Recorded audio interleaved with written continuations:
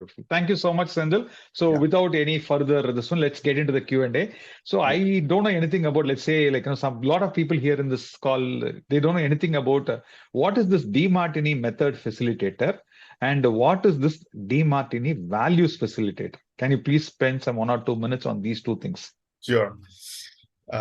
Okay, so first I'll start with Demartini values facilitator, which is the basis, and then I'll go to Demartini method facilitator. So I spent about 4 years with Mahatria, a spiritual journey, when I was in the down point in banker, and then got into this journey.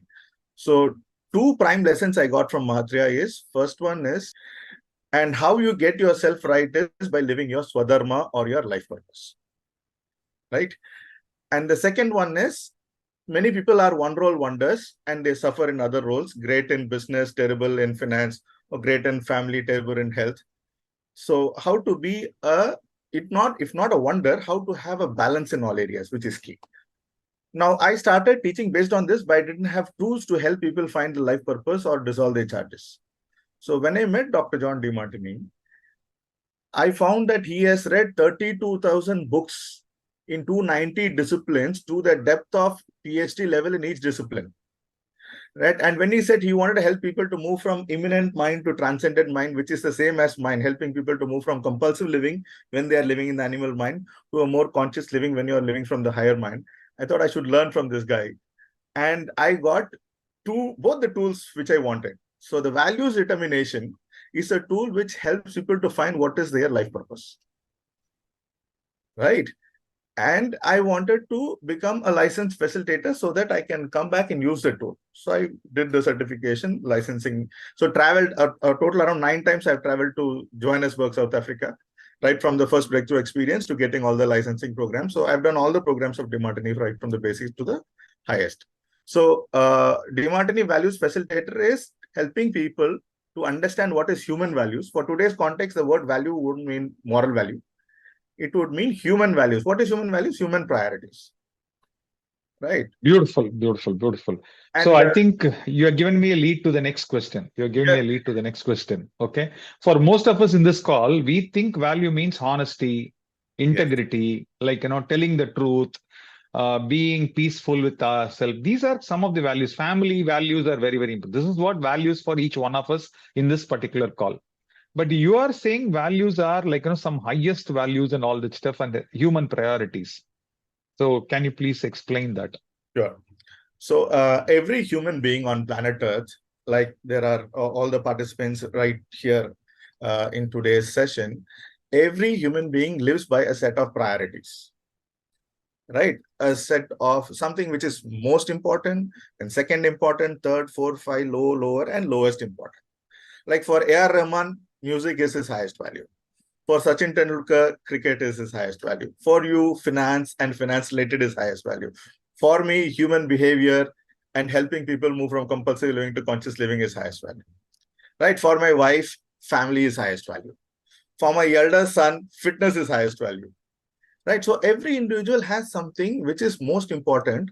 And in that area, they are intrinsically inspired from within. No one needs to motivate them to do that. No one needs to motivate my elder son to do fitness. But for doing something else, yes, we need to motivate. So in highest value, we are intrinsically inspired from within. And no two individuals have the same set of values.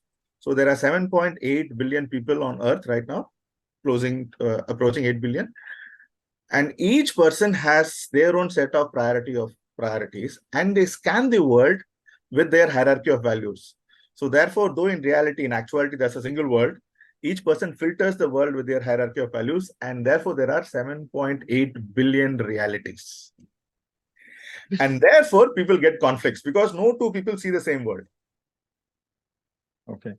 Can these highest values and highest priorities can keep changing? For example, you talked about Sachin, right? Yes, Yeah, yes. Rahman is still in music, but Sachin is not into mainstream cricketing. Can his highest value keep changing?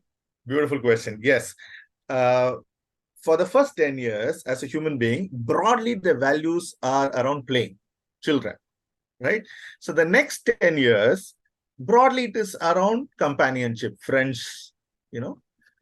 And the third 10 years, people want to establish their marriage, their career, and get started with settling down.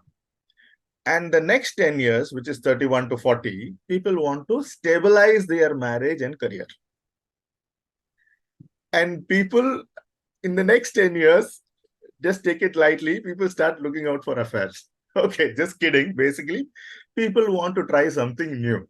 Because they have money, they have time, they have energy. So either in Okay. career or in life, because somewhere they have been running without understanding what is life.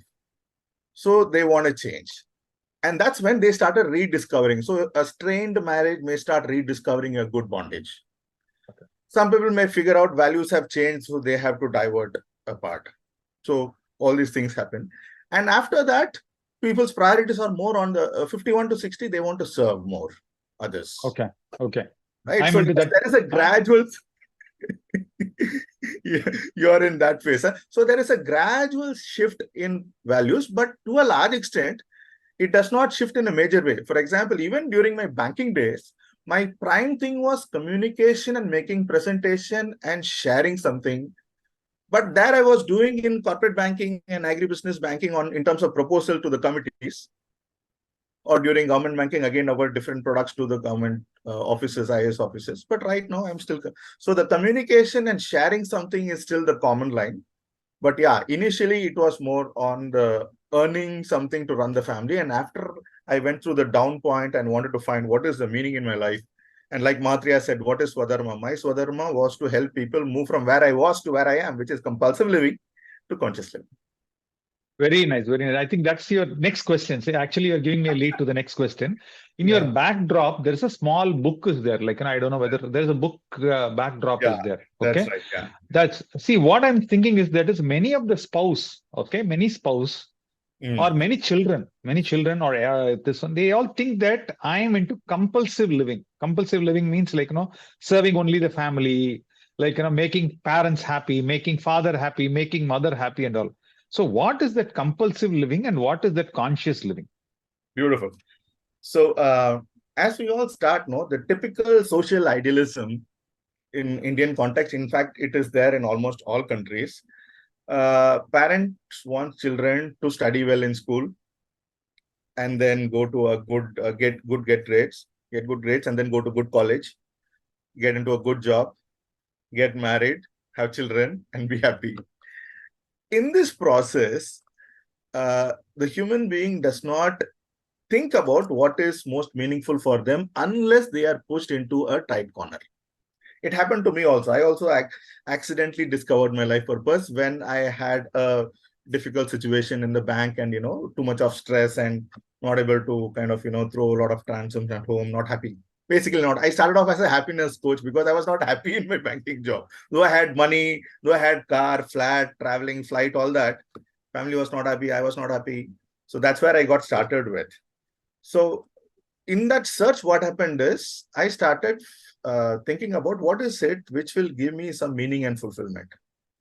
The banking gave me a great salary, a great status, but I was not feeling fulfilled. And that process led me to Mahatriya, like you also reached him during your down point, and to find out what is that most meaningful to me. So first one is he helped in calming down the agitations in my mind through meditation and different spiritual practices. And then trying to find out what is more meaningful for me. And when you start living your most meaningful thing, you start feeling fulfilled. And in very simple word, what is purpose? That which you are good at, be useful to the world. Oh, very nice. That which you are good at, be useful to the world. So and if I am a dentist, I should be useful to the world with dentist. If I am very good in ortho, like, I should make value about, okay. If you are good in music, be value to the world. If you are a singer, if you are a sportsman, if you are a chartered accountant. Family also, running a family. If I love family, like, I should dedicate myself to the well-being of my family members. And you can perhaps convert it to a business by teaching how people can lead a good family. Yeah, that's good. Yeah. So when you convert, so I asked Mahatriya, okay, you told me find my life purpose. I found compulsive living to conscious living, but nobody in my family is in business. Now, how do I earn money? Because you are saying that if you are an employee, you cannot find your true economic worth, and asking me to be an entrepreneur. How to be an entrepreneur? So for that, he said, convert your Swadharma to a monetizable proposition. And that's your business.